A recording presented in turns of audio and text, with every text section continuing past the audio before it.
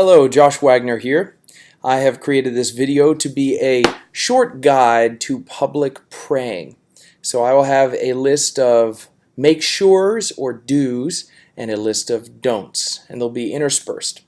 So the very first thing is you need to make sure that your prayer actually speaks for the people. In Constance Cherry's book, she says the prayer needs to be relevant. That means it actually relates to the people's lives. The congregation's lives, that is. So make sure the prayer is actually relevant or pertinent to the people. Next, ensure that your voice tone, or you could say the posture of your voice or your vocal posture, represents what you're praying. So if the congregation or you're praying and leading a prayer of confession, don't smile and say, "Oh God, we have sinned against you so greatly. We have turned away, turned our backs to you," right? It needs to represent what you're saying. And so if it is a sincere confession of faith, then let your vocal tone actually say that same thing. Next, be authentic. Be real. People smell, they can sniff it in about an instant if you are inauthentic. Don't use a fake voice. Don't use the high and mighty, "Oh gracious God from before time who existed in three persons, the great Trinity," right? Don't do that. And then don't try to sound extra spiritual. Don't be what you aren't. Right? So don't try to sound overly spiritual.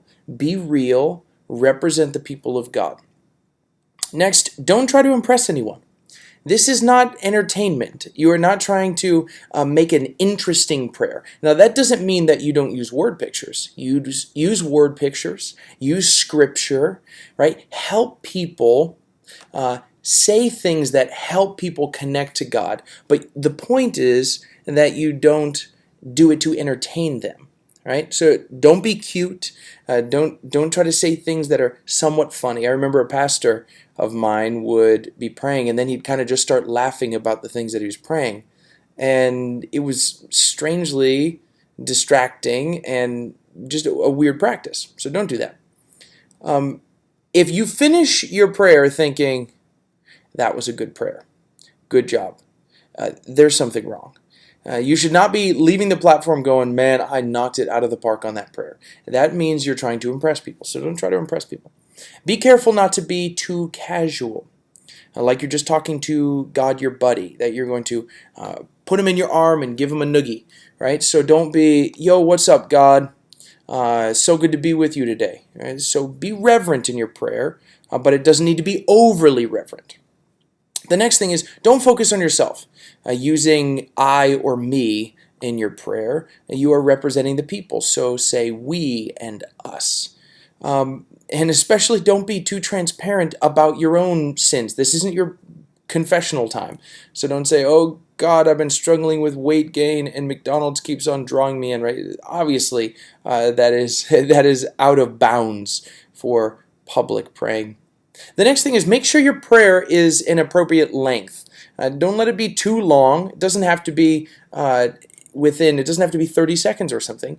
But I remember as a kid, my dad was praying. He was a pastor, and I had to go to the bathroom. And so I went to the bathroom, and he asked me after the service, "Josh, why didn't you wait till the prayer was done?" I said, "Dad, your prayers are so long." and he kind of chuckled. He goes, "Okay, all right, I get it." So 30 seconds, couple minutes, that's okay. Once it starts getting into the 4 or 5 minute range and beyond that, people are going to start drifting. So don't let it be too long. Make sure that your prayers are biblically and theologically accurate, that you are actually drawing from Scripture, other prayers in Scripture, and just Scripture in general. Draw from Scripture. Make sure that it is theologically true, the things that you're praying to the people. The next thing is don't repeat a lot, especially God's name. I remember at my home church, there was a man who would pray, and he would use the word Lord in multiple times in every sentence. One time, this is how bad it was. We counted how many times he prayed or said Lord in his prayer, and it was about 40 times. That's probably 35 to 39 times too many. It's weird. It was weird. And just like you wouldn't say, hey, Josh, nice to see you, Josh. Josh, what are you doing today, Josh? It's kind of annoying and distracting. Same thing with the Lord's name. So be careful not to oversay. Don't repeat, and especially don't repeat the Lord's name. Also, don't preach in your prayer. This is not a time for preaching. This is a time for representing the people to God. So don't preach in your prayer. And also, don't make announcements during the prayer.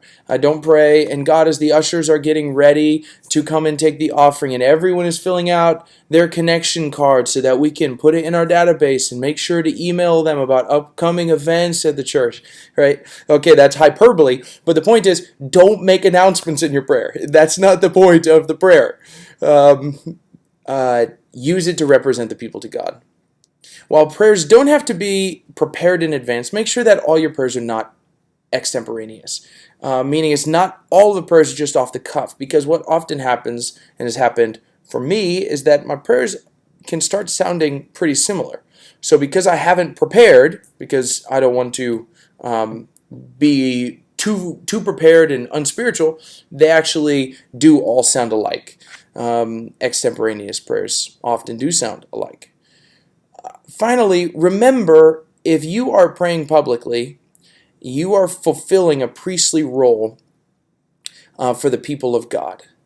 You are a high priest for them, and this is a high calling. You represent the people.